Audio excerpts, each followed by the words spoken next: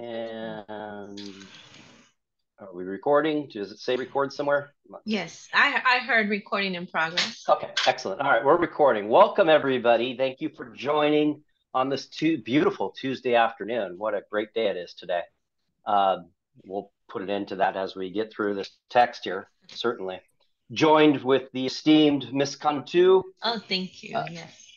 To dive into chapters 7 through 13.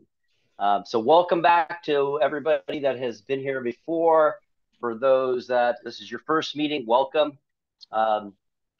Real quick, let me just say this because we get into real sensitive material here, right? And freely admit here, a lot of this stuff from my lived experience, I could relate to it from a human experience. I don't like to hear about people suffering.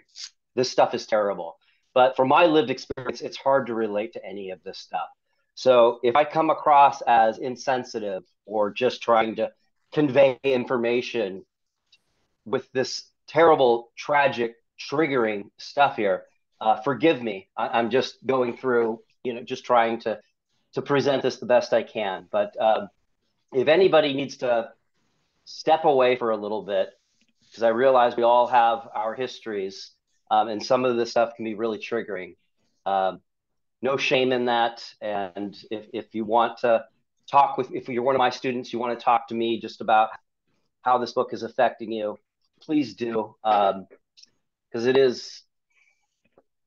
it's probably one of the most profoundly disturbing books that I have ever read. Right. So with that said, we're going to start with chapter 7, The Lover. And I find this chapter to be the most pivotal chapter in all of the books here.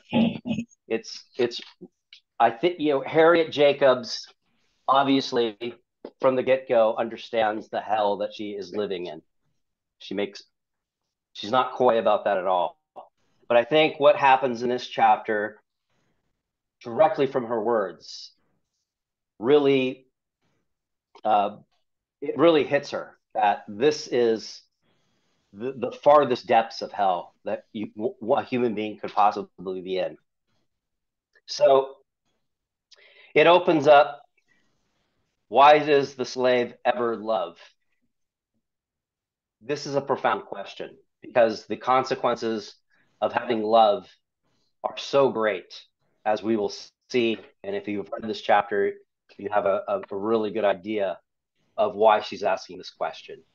And this is heartbreaking. Everybody has the right to love. That's a fundamental right that all human beings share, and it's going to be denied her. She goes on, youth will be youth. I love and I indulge the hope that the dark clouds around me would turn out a bright lining. I forgot in the land of my birth, the shadows are too dense for light to penetrate. A land, and then she's going to go on to evoke Lord Byron here, a poet. And this is very thematic to what's going to follow this chapter and many of the chapters that follow. Where laughter, so the land, she's describing the land in which she lives in, her country. Where laughter is not mirth, comfort, right? Nor thought the mind, right? That's inconceivable, but this is where she's at.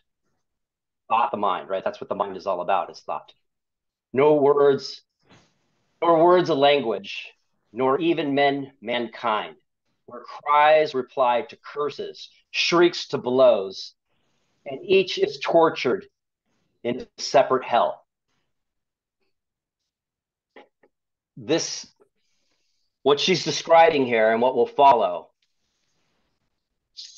and why this is the depths of hell, is this concept, the phenomena of alienation. She's going to be alienated. Mr. Flint is going to be alienated. The whole culture is alienated. Attachments are not allowed to solidify for these people, the enslavers as well as the slaves, right? This is what she's talking about here. I could go on, and I don't want to monopolize the conversation, but any opening thoughts here, Ms. Cantu? So yes, I completely agree with what you're saying, and that when you said attachments are not allowed, so they are denied not only their physical freedom, but also their emotional freedom, right? Their emotions, their sentimental life is also denied to them. Um, so it's a basic human feeling that is denied to them, that they cannot form attachments. She wanted to marry. She fell in love. She's not allowed to marry. So you just denied not only basic like civil rights, but even just like rights of the human heart, that we are born with, right? Are part of our unalienable rights, that she cannot pursue happiness.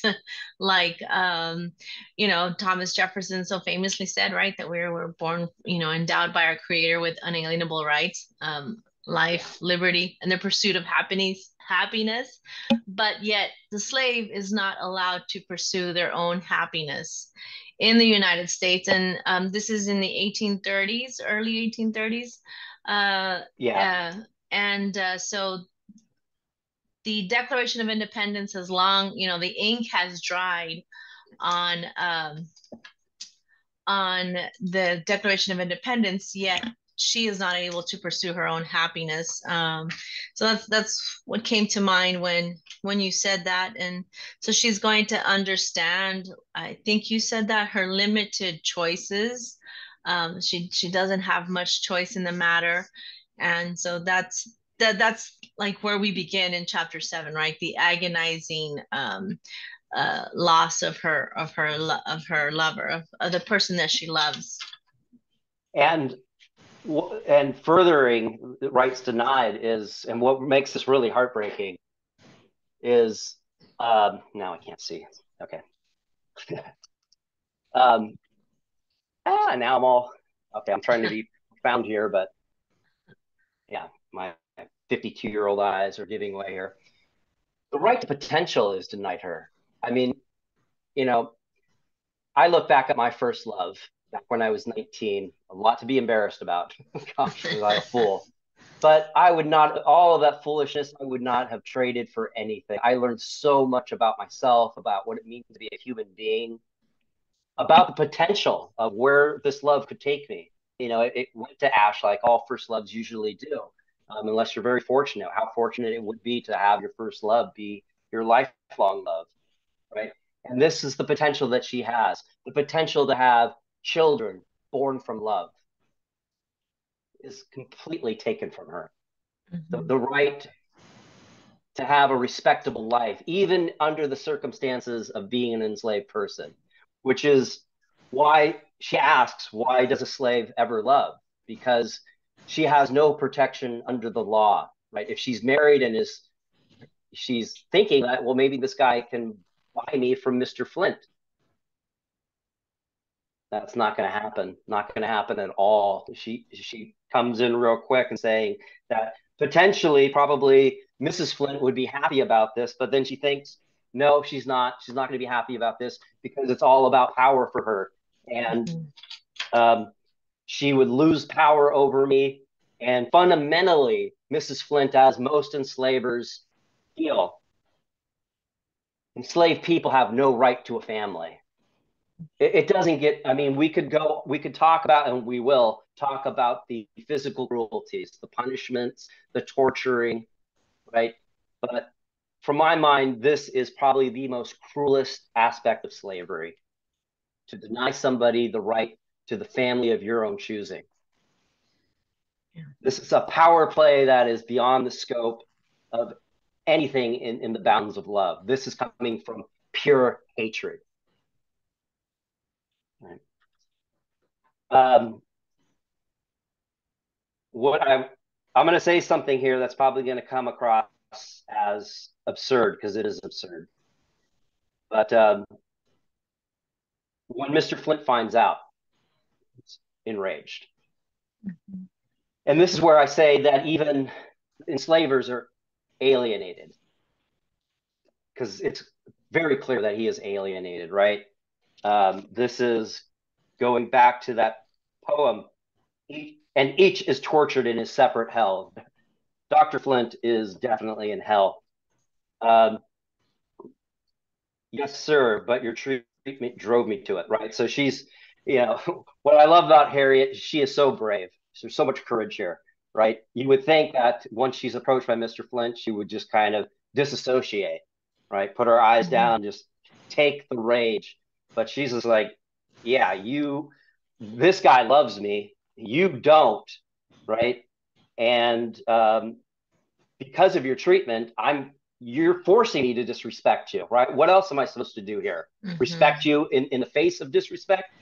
And do you know, this is him speaking, do you know that I have a right to do with you as I like, that I can kill you if I please? You have tried to kill me, and I wish you had, but you have no right to do as you like with me. Silence, he exclaimed in a thundering voice. By heavens, girl, you forgot yourself too far. Are you mad? Right? And then he goes on to strike her. Mhm. What I'm going to say here is going to sound absurd, but what I think Mr. Flint is experiencing here is he loves Linda, Harriet. He loves her, but he's in hell. He doesn't have the tools because in order to express true love, you have to be as bare and vulnerable as possible, right? He could have said, he should have said, I am so happy for you, right? I love you and I need you. And if ever you need a good man, I'm here. He's not that, so he can't say that. But he loves her, but this little boy caught in this man's body with power over other people. And the only way he could express love, which, it isn't love, but he's confused, he's lost, is through rage, through violence. And this is where it's really beginning to sink in for Harriet Jacobs, I believe. Yeah. And then, and please, Miss Cantu, um, take it from here. But Uh, she goes, well, just real quick. She says, "Reader, did you ever hate? I hope not, right? Because that's where hell is. I never did, but once, and I trust I shall never again. Somebody called it the atmosphere of hell, and I believe it's so. And correct, she is, right? mhm. She's not relish. Sometimes, you feel self righteous in your hate, like I hate that guy, right? And right, but this is something she's deeply ashamed about. She's like, I'm lowering myself to their level. I have no choice.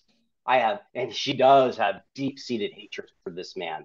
And everything that follows, she will express that hatred for this man. But yeah, Ms. Cantu, please. So that the relationship between Mr. Flint and Harriet Jacobs is very much that of domestic violence, domestic abuse. The husband that says, I love you, but yet beats his wife. That it cannot possibly be love. So it's I guess some sort of possessiveness, and the word escapes me, but just this power and possession that they want over that person. But that they we see it all the time in domestic abuse, right? That a husband says that he loves his wife and yet beats her. So I that this relationship has all the hallmarks and of that. Um, and also, I had also marked that hate is the atmosphere of hell, which that is not her phrase. It's from a book, right?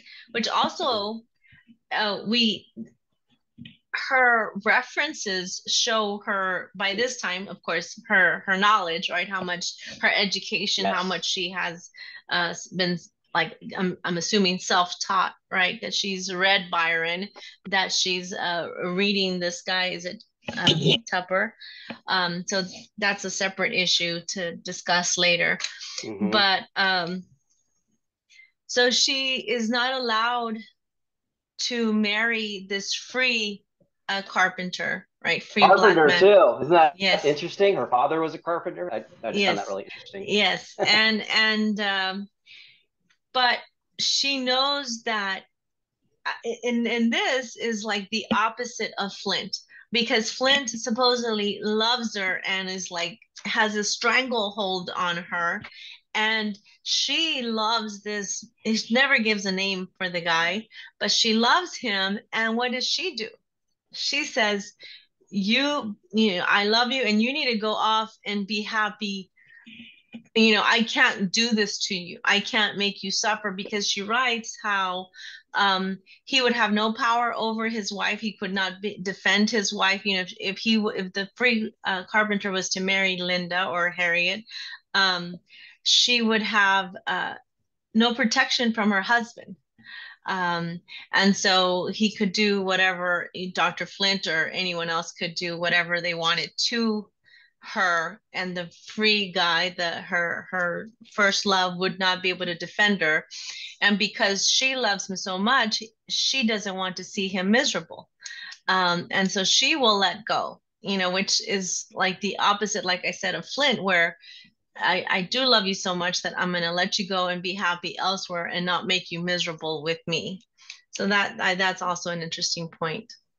It's a profound point, right? That's real love, right? Mm-hmm. And not to feel sorry for Mr. Flint, he deserves no sympathy, but the man, he's incapable of love, Mm-hmm. which, as Dr. Nelson put in the comments here, the separateness of hell, alienation is from the humanity of both self and other, right? And that's what Mr. Flint, Dr. Flint is enduring.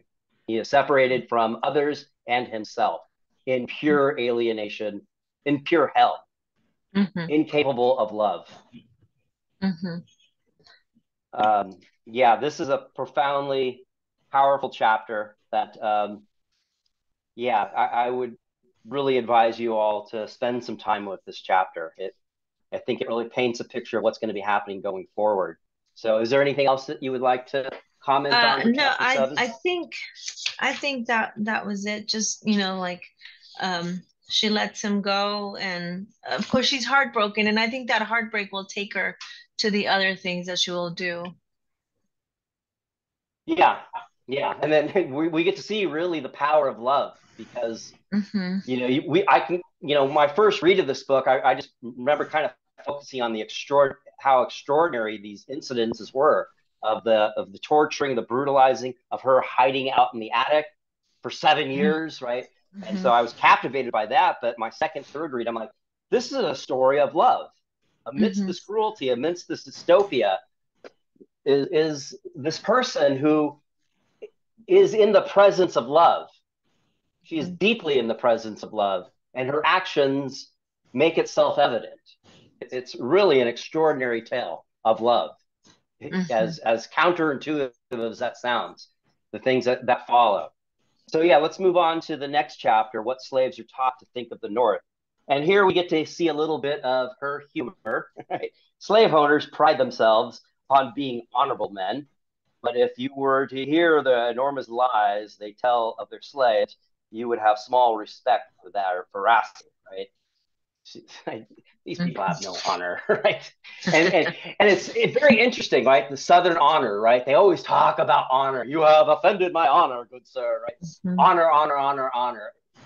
This is them just trying to hide behind honor because, yeah, there is no honor at all in any of this. This is the opposite of honor, right? And this is an interesting passage here. In the next paragraph, in the opening of this chapter here, it is difficult to persuade such freedom could make them useful men and enable them to protect their wives and children. She's talking about basically enslaved people here. And this is profound. It is difficult to persuade such freedom could make them useful men and enable them to protect their wives and children. If those heathen in our Christian land had much teaching as some Hindus, they would think otherwise. They would know that liberty is more valuable than life. And this is Patrick Mm-hmm. Henry. Mm-hmm. They would begin to understand their own capabilities and exert themselves to become men and women, right? This is the power of love that she's talking about. This is the power of this presence that if you lean into this presence, by definition, you will be a functioning human being, something to contribute despite your circumstances.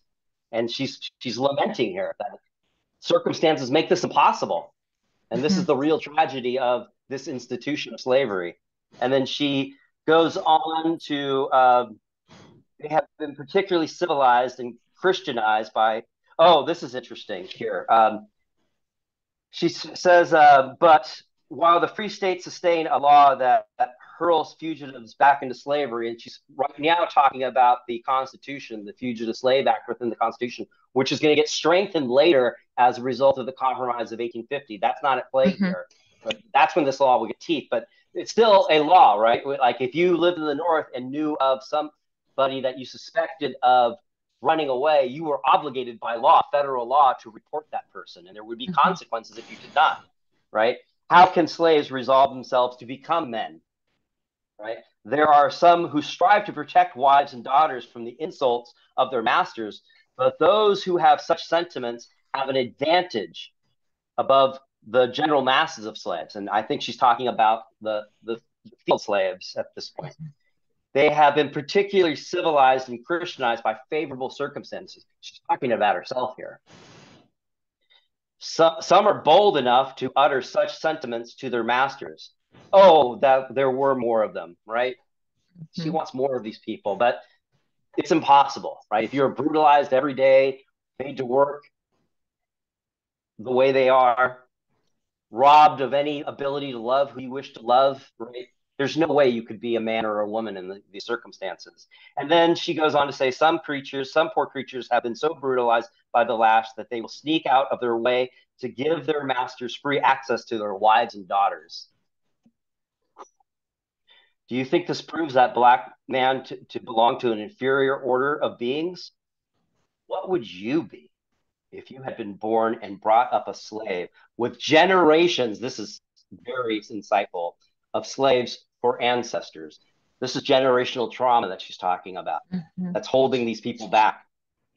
Um, and then I admit the black man is inferior. What is that makes him so? It is the ignorance which the white men compel him to live. It is a torturing whip that lashes manhood out, the manhead out of him. It is the fierce bloodhounds of the South, and scarcely less cruel human bloodhounds of the North who enforce the fugitive slave law. They do work. Whew. Um, Yeah. yeah. So here she's doing like Harriet Beecher Stowe, who wrote against, Uncle Tom's Cabin was aimed at the fugitive slave law. And in this vein, she is like Harriet Beecher Stowe, aiming at the fugitive slave law here. And also where it says, but what is it that makes him so? So to me, this question that she poses shows that she has given it thought, right? Like, how can this be?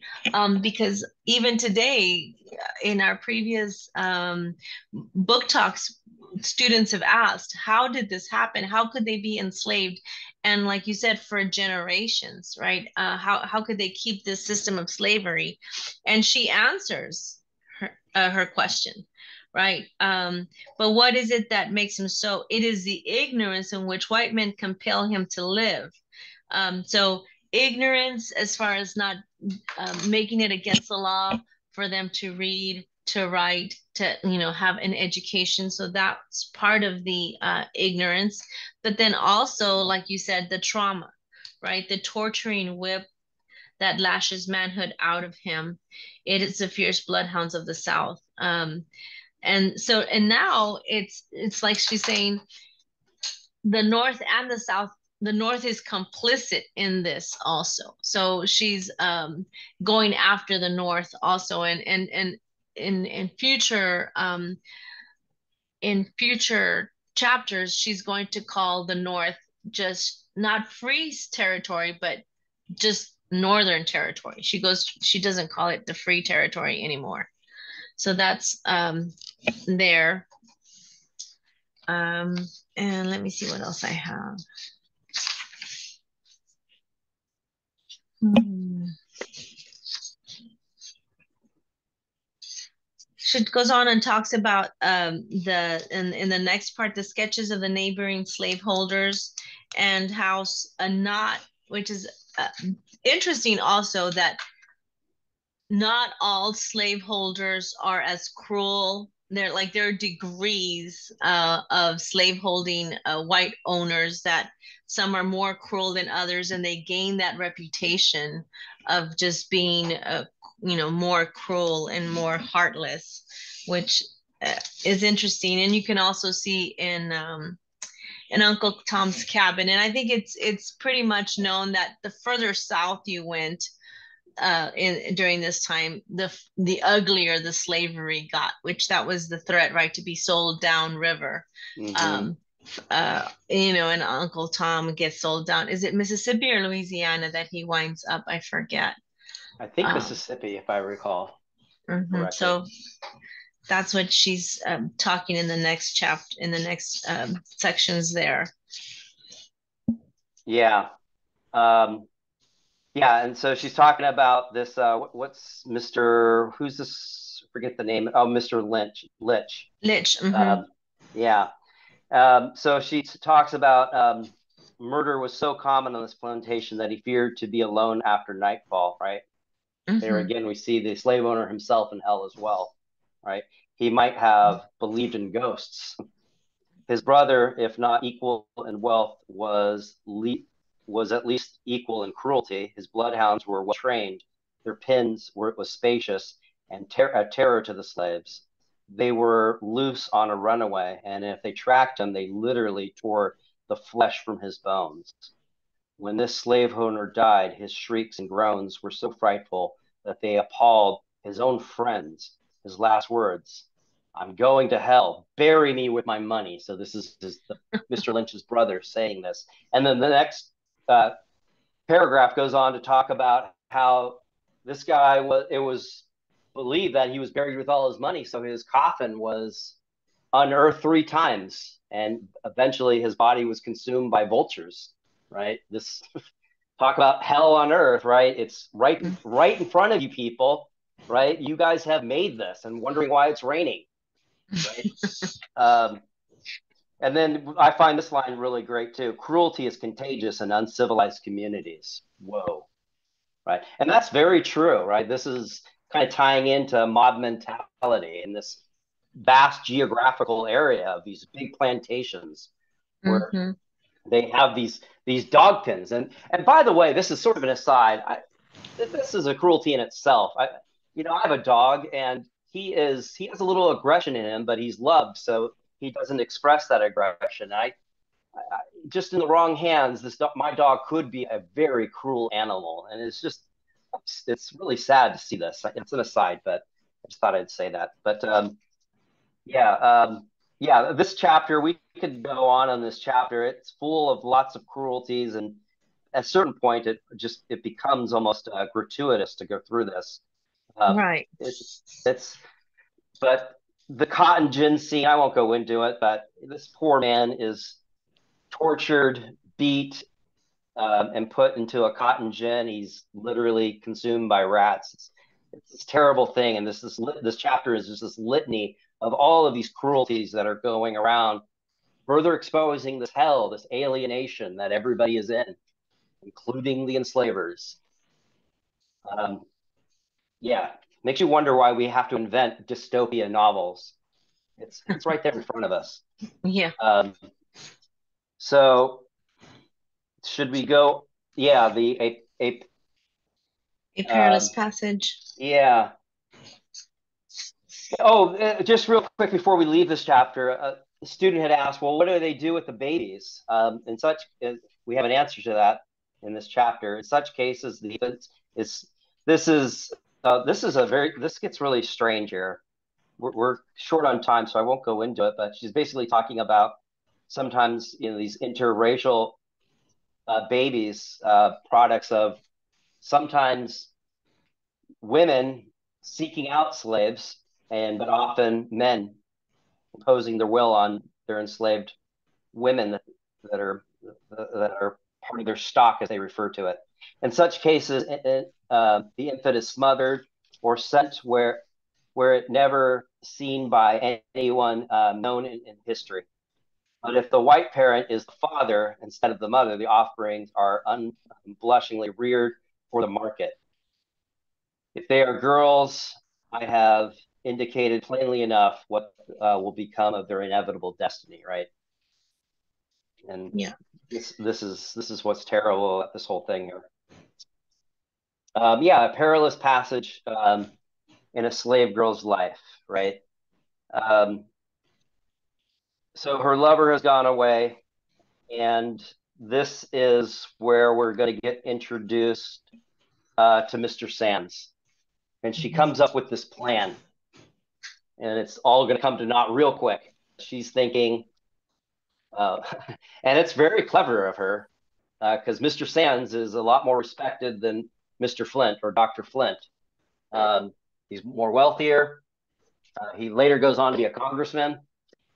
Right? So she's thinking, surely Dr. Flint will succumb to this, and he will see that his his consistent pestering of me is never going to come to anything, and he'll have no choice but to sell me to Mr. Sand, and that's not going to happen, right? Um, she this description of loss here in this chapter. Um, but oh, ye happy women, whose purity has been sheltered from childhood, who has been free to choose the objects of your affection, whose homes are protected by law. Do not judge the poor desolate slave girl too severely. If slavery had been abolished, I also could have married the man of my choice. I could have had a home shielded by the laws, and I should have been spared the painful task of confessing what I'm about to relate, right? She has deep shame about this affair, right? And in some ways, it's hard for us to relate, but in other ways, I think we can relate to this. It's a product of her time, right? A union of sort outside of marriage is going to be seen as scandalous. Definitely, her grandmother thinks so. It's heartbreaking what happens later in this chapter. Her grandmother sends her away when she tells her this and says, "Go away, never come back." And that probably was the most devastating blow that Harriet ever received, I think, because that was her light. Her grandmother was the anchor of her moral character. Everything that she valued came from her grandmother. And so this is a deep shame here that we're seeing here.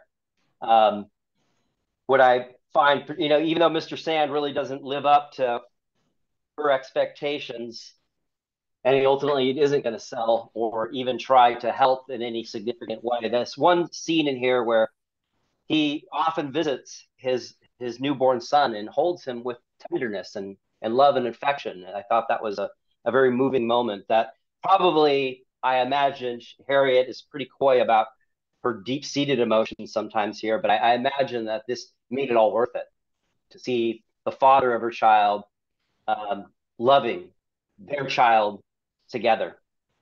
And truly, yeah, speaking from a lived experience, there really is nothing that replaces that. Yeah.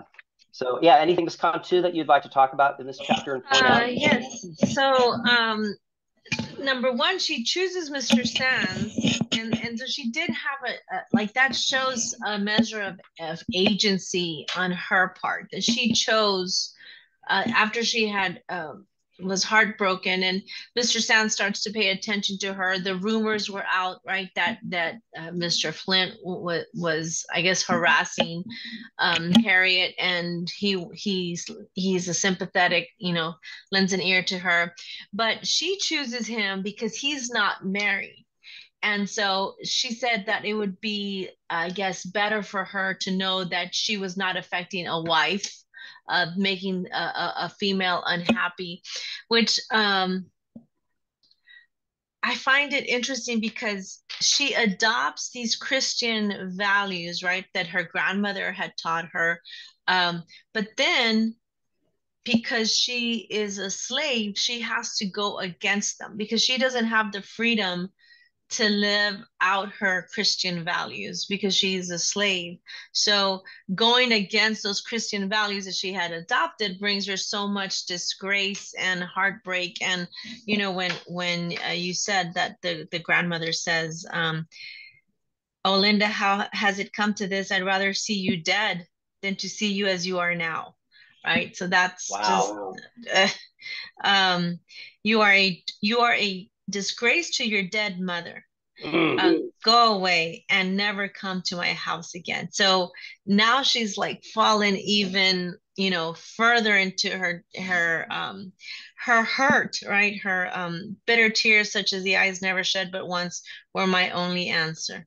Um, and so she doesn't speak to her and she does leave, right? And then she'll make up with the grandmother and things will, be better. But for at the moment, the grandmother says, so it was a blow to her grandmother too. Her actions, how they say that no man is an island. And so her actions affect her grandmother as well. Um, so that's interesting too. Yeah, that's a great point. This kind of conflicting Christian values that is Mhm. at one point bringing her a lot of peace, and at one point bringing her a lot of hell. Right. And she's, it's her circumstances that she's in, right? Hmm. And this agency, yeah, that's really good. This is definitely some agency that she's employing here. Her will is limited, but she's understanding like, well, where can I stretch out my agency? I got it. Hmm. This is my ticket out of here, right? Hmm. So the next chapter is a new tie to life, right? This is when her son is born, and we get to see Dr. Flint being his old cruel self again, Hmm. um, and basically going after her. And yeah, this is a great line here. Uh, Answer me this instant, he acclaimed. I did answer. He sprang upon me like a wolf and grabbed my arm as if he had would have broken it. Do you love him? There he is again, right? Uh, as he said, and hissing, and this is her humor. I'm thankful that I don't despise him. This is so great, right? And this is going to piss him off, right? He raised a hand to strike me, but he's not going to at this point, right? And then he just goes on and basically tells her how lucky she is and how fortunate of he has not hurt her more and all of this stuff. It's just nonsense, but that's what happens here. Um, yeah, Uh, anything in this chapter you would like to point out and spike to? yes. So, you know, she knew she was gonna, it's like slaves having more slaves, right? She was not gonna have a free child unless her freedom had been purchased, because of course they follow the condition of the mother. And if the mom is a slave, then her children will be slaves as well.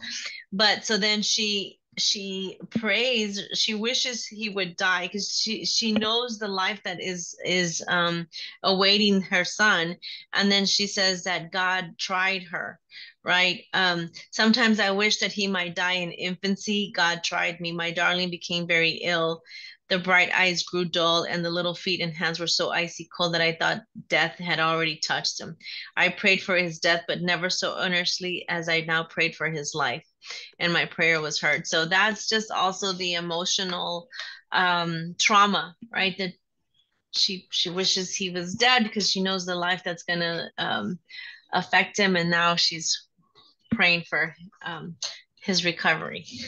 Um, the next chapter covers Nat Turner's rebellion, right, in the 1830s. Yeah, so yeah, this is a historic event that actually happened. My students will be studying this in great detail in the next few weeks.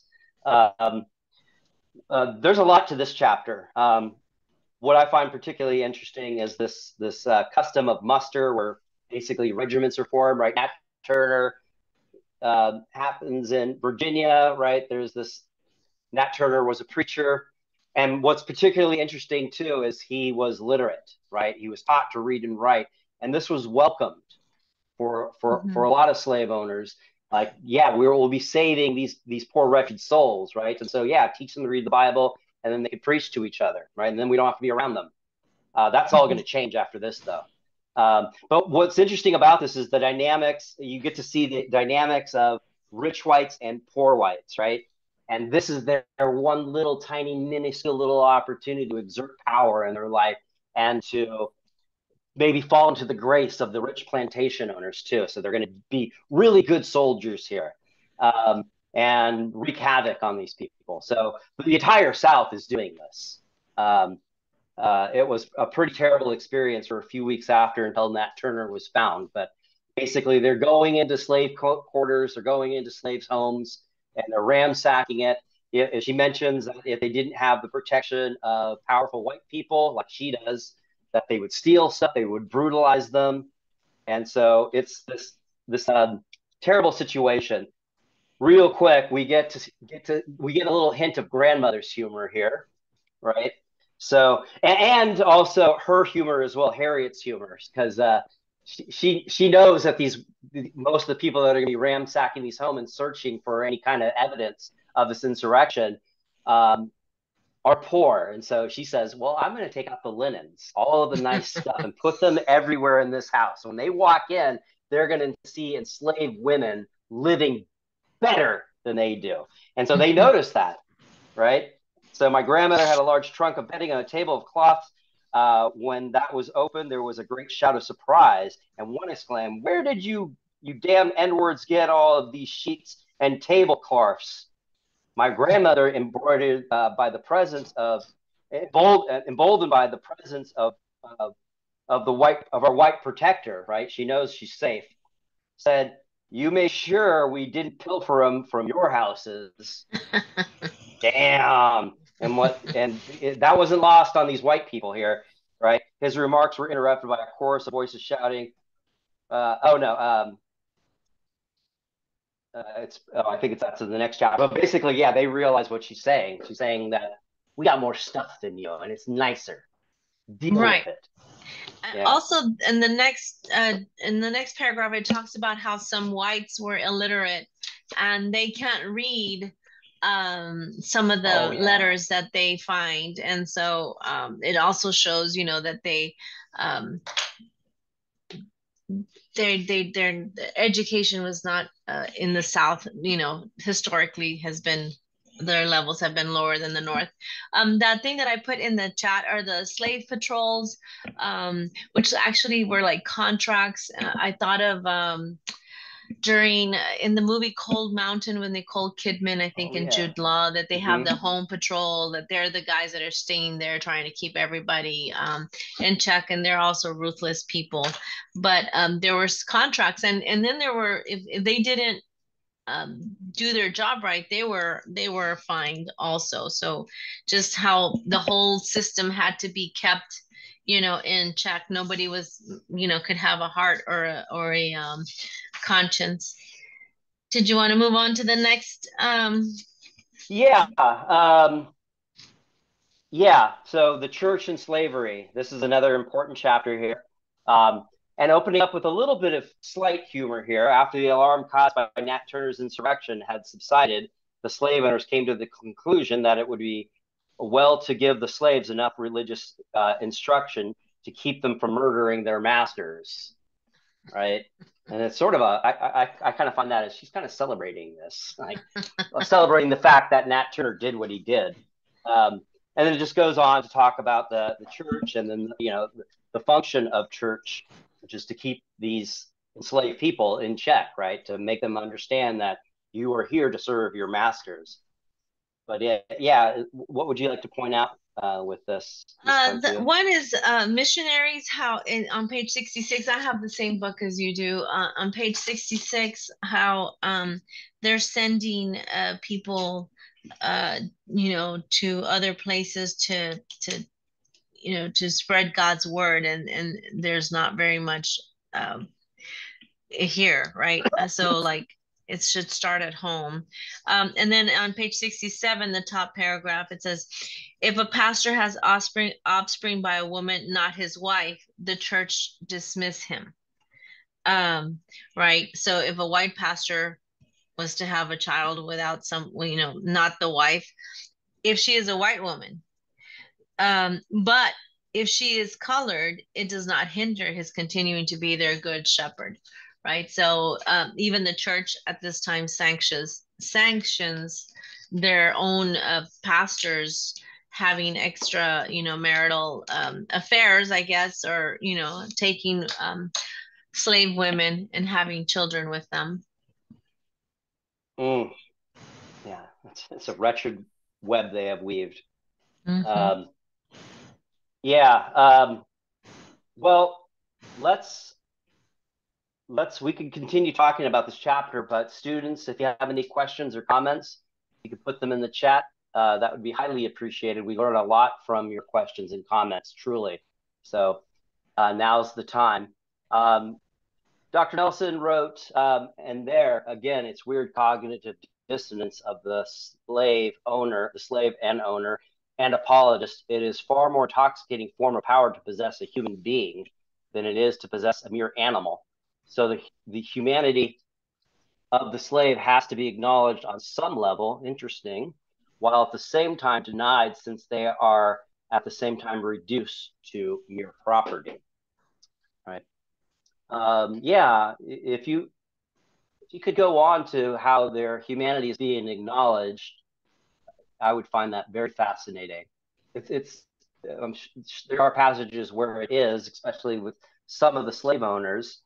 Um, but yeah, certainly this is the confusion around this whole thing. Um, it's hell to try to control other people, right? Because we're uncontrollable. I think that's what we're seeing in a lot of this text here. But yeah, anything from students here? There's a lot of you here, so any comments, questions? Yeah, any questions?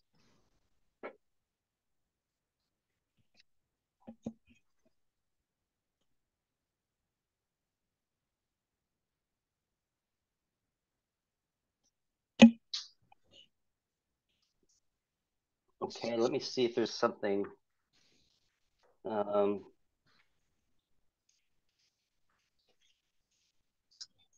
oh, going back to please interrupt me with some questions, but going back to what slaves are thought to live in the North, this is somewhat funny here. This is the last two paragraphs. Some believe that the abolitionists had already made them free and that it is established by law, but their masters prevent the law from going into effect. One woman begged me to get a newspaper and read it over. She said her husband told her that the black people had sent word to the Queen of America that they were all slaves, and she didn't believe it, um, and went to Washington City to see the president about it. They quarreled. She drew her sword upon him and swore that she would help her make them all free. The poor ignorant woman thought that America was governed by a queen to whom the president was subordinate. I wish the president was subordinate to Queen Justice. Mm-hmm. Right. So there's some humor there, but this is kind of pointing to a pretty serious point here that these people are kept in ignorance, that they have no idea what the state looks like. That I mean, this is a fantastic story here that the queen is coming with a sword and is ready to slay the president of the United States if he doesn't do the right thing and emancipate these slaves, right? And she really believes this, and so nope. America is not subordinate to Queen Justice in any way. Right. Quick comment. These chapters are getting much tougher to read. Yes, I agree, Cynthia. Um, it is very trying. It really does bring me to tears to read some of these horrific events. And it's sort of it's sort of unfortunate that we don't have enough time, but in some ways it is, because if we had more time, I think we would be going into a lot of the brutality here. But you can read it for yourself, and it's terrible. It's just terrible. So in last semester, Sean, and well, we're waiting for some questions. We when what is it, Laura from Mid Valley that we Hmm. or what when we had that a discussion when we talked about the church and slavery.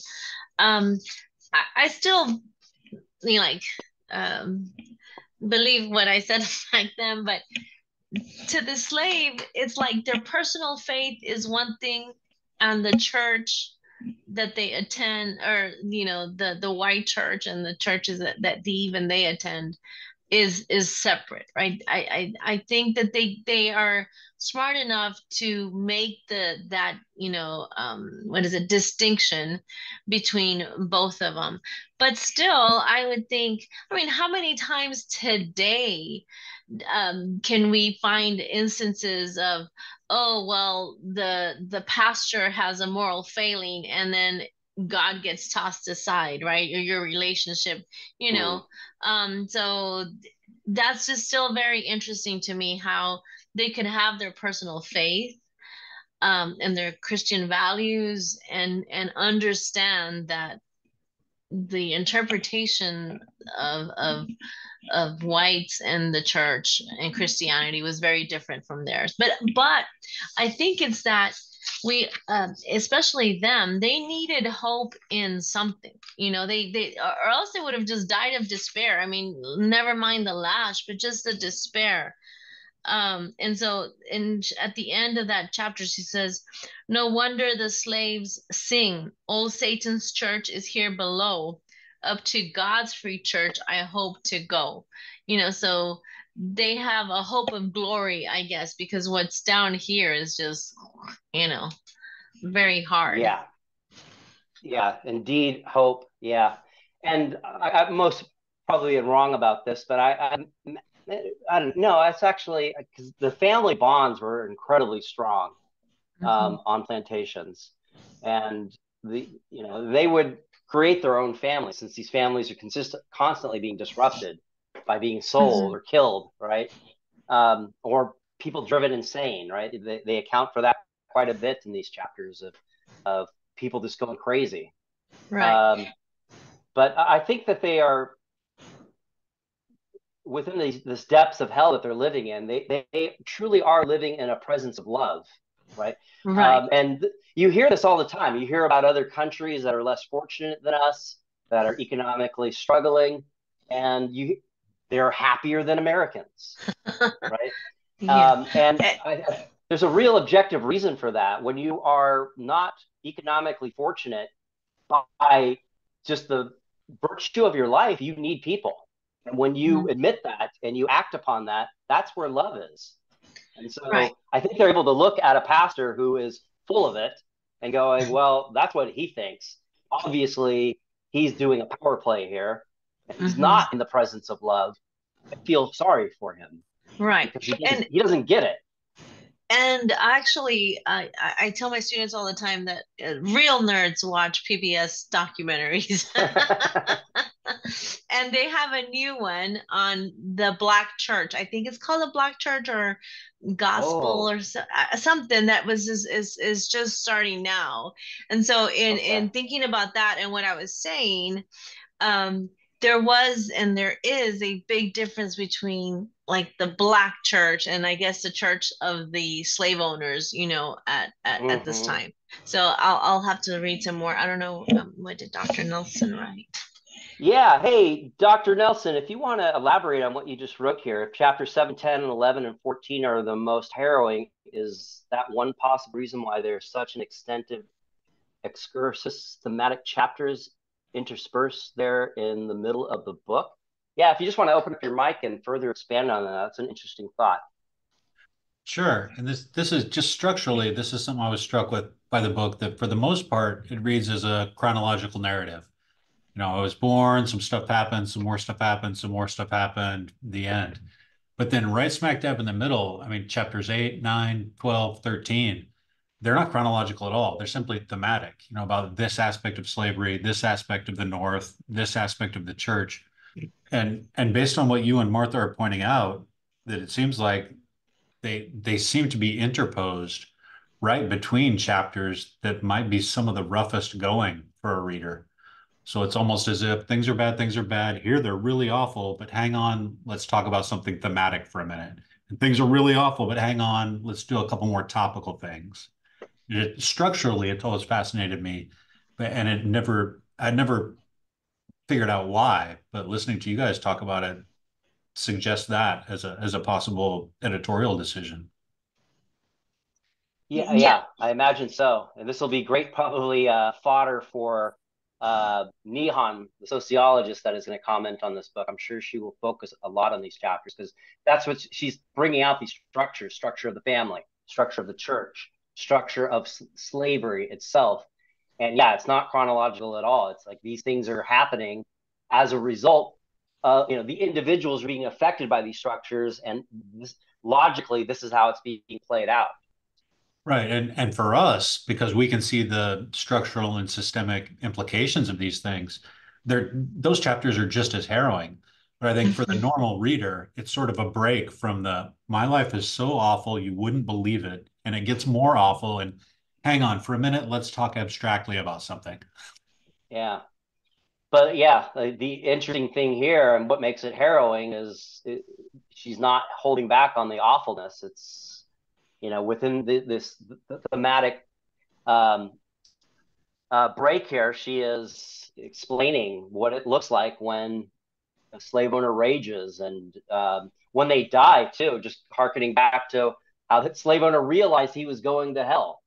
Right? Bury me with my money because that's all I have. Right? It's just, Like if it was gonna, he was gonna use it. yeah, it's absurd. It's absurd. It really shows how lost these people are. I mean, Right. at your deathbed, you don't realize you're not taking any of this with you. You don't realize that none of this was worth it. How, how that is really, that's terrifying.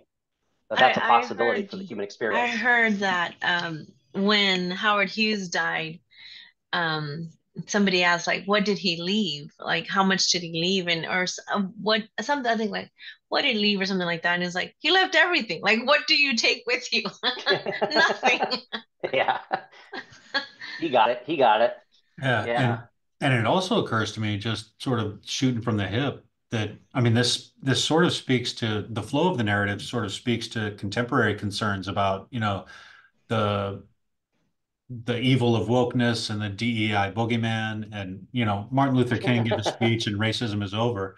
So that there's kind of an interesting rhetorical flow to this, that where she's telling, a firsthand account, it's awful, it's awful, it's awful. But then these thematic breaks sort of expand out telescopically to say, and it's not just me, this is a systemic problem.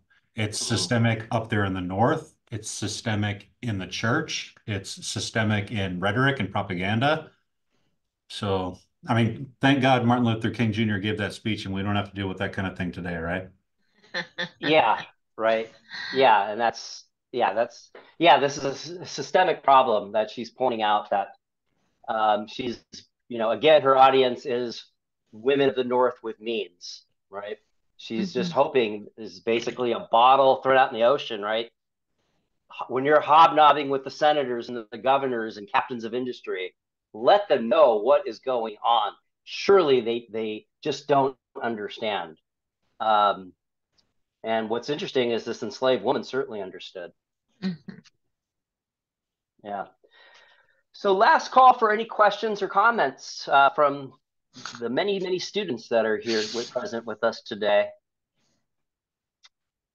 We'd love to hear from you. If you have anything, it doesn't have to be a question, a comment, just something that you read or heard us talking about, want some clarification. Well, and if I could offer just one last provocation, sort of piggybacking on that last remark, that yeah, in the preface we get this idea that she's sending a message in the bottle to the free thinkers of the North, but then she's also got these nice digs on Northerners that, Mm-hmm. especially when they emigrate to the South, they're some of the worst. So Yeah. Right. there's a kind of absurd sensibility to what she's doing here, that she doesn't even think the Northerners are really an amenable audience, maybe the reverse. So Good she's point. literally she's putting a message in a bottle and throwing it she knows not where. Yeah. Good point. Yeah, Especially even in the church, the Northerners from the church that they decide, well, they sell out basically, and um, they're Oh, the gonna, you know. northern, yeah, the northern churchgoers, they were the worst because they seemed to, according to her, they just found solace in the fact that, well, God obviously created them to be slaves. Done. Yeah.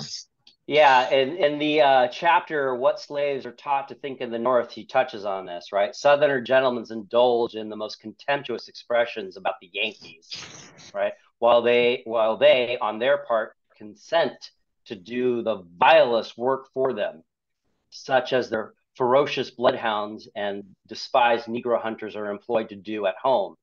When Southerners go to the North, they are proud to do them honor. But the Northern man is not welcome in the south of Mason-Dixon line, unless he suppresses every thought and feeling of variance with the peculiar institution. Nor is it enough to be silent. The master are not pleased unless they obtain a greater degree of subservience than that, and they are generally accommodated. Do they respect the Northerners for this? I trow not, which is, I believe not. Even the slaves despise, quote, a Northern man with Southern principles. And that is the class that generally we see. While Northerners go to the South to reside, they prove very apt scholars. They soon imbibe the sentiments and dispositions of their neighbors and generally go beyond their teachers. Of the two, they are proverbially the hardest masters, right?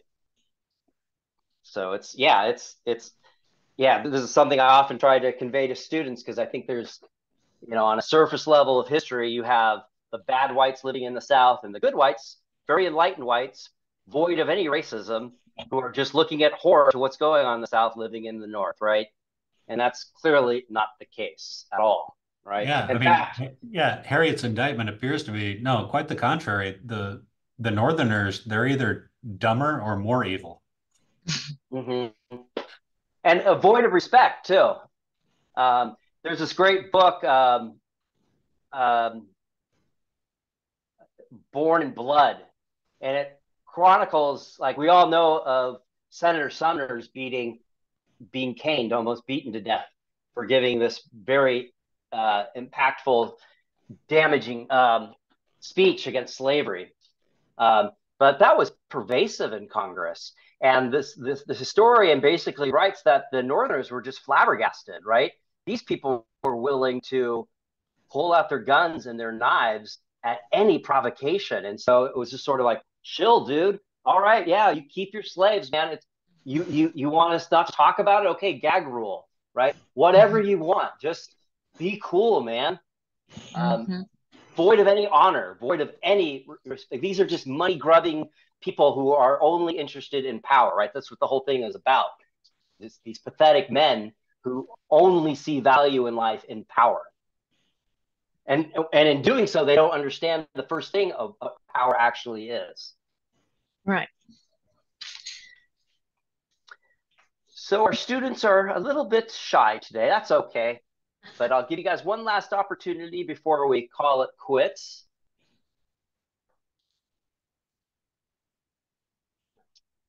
Yeah. So I'll go ahead and put in the sign-in sheet right here. But feel free to write any questions that you might have or comments, or even open up your mic. And if there's any last comment from Ms. Cantu or Dr. Nelson. Just wondering, when's the next one? When's the next episode? The next episode is going to be chapters 14 through 17. So we'll have a little bit more time to dive into those chapters on March 5th. So a few weeks from now. March 5th, right? And then, yes. Yeah. Mm-hmm. Yeah. And then we've got basically 3 more between Ms. Cantu and myself. And then later on, we're going to have one with Dr. Nihan Karari on March 19th at 4 p.m. This is a sociologist that will definitely illuminate a lot of perspective on the structures that we're dealing with here, the church, the state, Christianity, the family. So that one should be quite instructive, that I would really encourage any and all students and any instructors out there to attend to that one. And then we've got one that we just put on the books, April 23rd from 3 to 5 with Dr. Nelson, the gentleman that has been speaking here and offering some insight. And we'll be diving really deep into the elements of Christianity that are threaded throughout this book and tying them into the broader expression of Christianity throughout American history during the antebellum period and the colonial era of what she's speaking to. What time is the April 23rd one? That is going to be from 3 to 5. Yeah, I think Sean convinced me to do a 2-hour special. Yeah. Yeah, I said, you're either in or you're out. In or out, man. Hey, Yeah. I know my way or the highway. we're looking for Jesus in some dark corners. So I have a class that ends at 3:45, so I will log on afterwards. But don't worry, we probably won't have found him by then.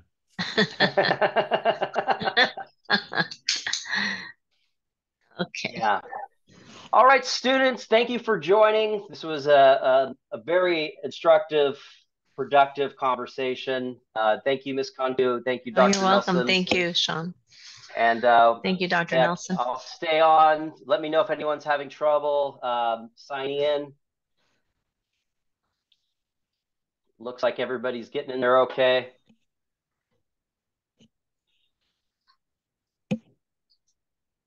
I'm gonna have to watch that Black Church and see how it I can. Fascinating. Yeah.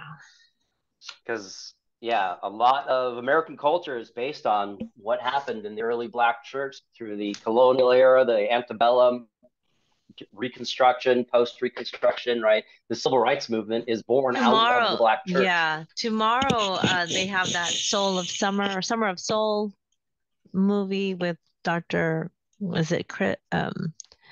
What is his name? The other Chris Davis. Okay. Is that part of the Cold War series? No. This is Chris Davis on his own for Black History Month. Oh, that's right. Yeah.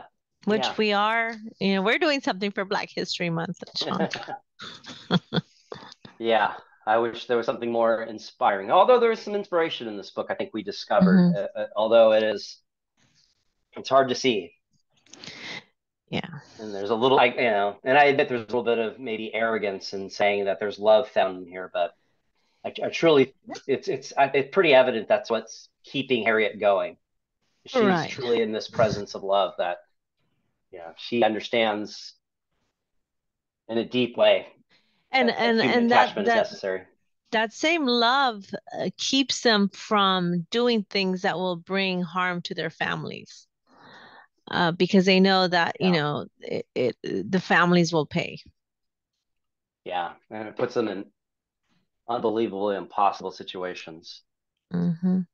Okay, so let me know if anybody's having trouble signing in. Let me check it real quick. Looks like everybody was having no problems at all.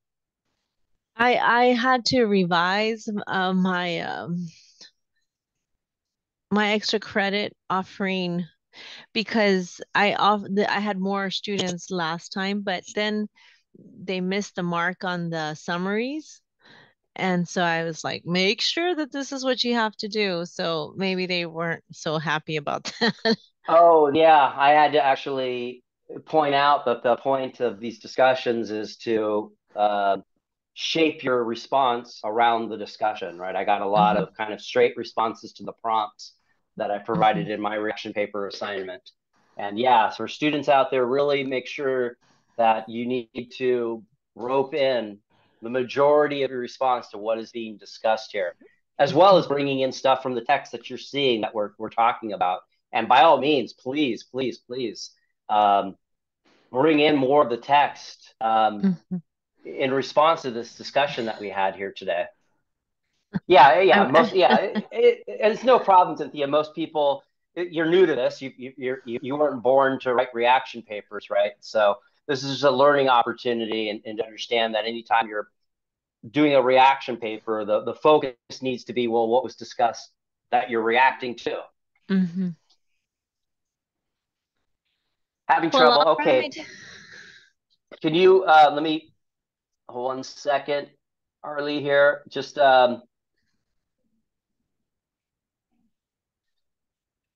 okay. I'll be able to fill it in for you. Oops. If you just put in that information here in the chat. Um, oops, that didn't go to. Okay, that's fine. I can go to everybody. But yeah, put your information right there. That's just going to me, and then I'll plug it into the sign-in sheet. Well, you all have a good evening, and thank you all. I'm looking forward to our next discussion, and it's March 5th, right? So it's just Yep, around the corner. coming soon. All right. Well, you all have a good weekend. A good weekend. Well, I won't see you till forever, but we'll see you all, guys. Bye-bye. Bye-bye. Bye. Thank you.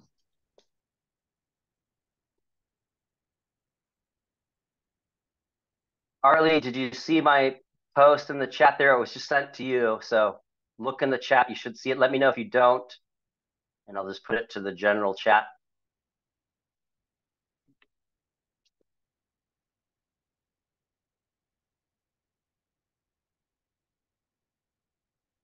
Just about to.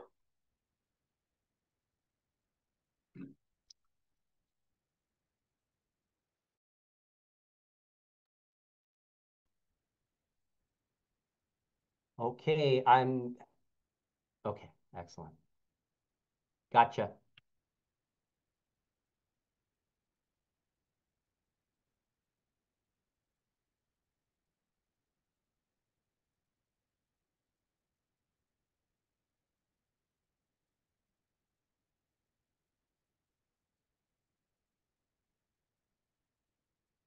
It's behind the cafeteria, I believe.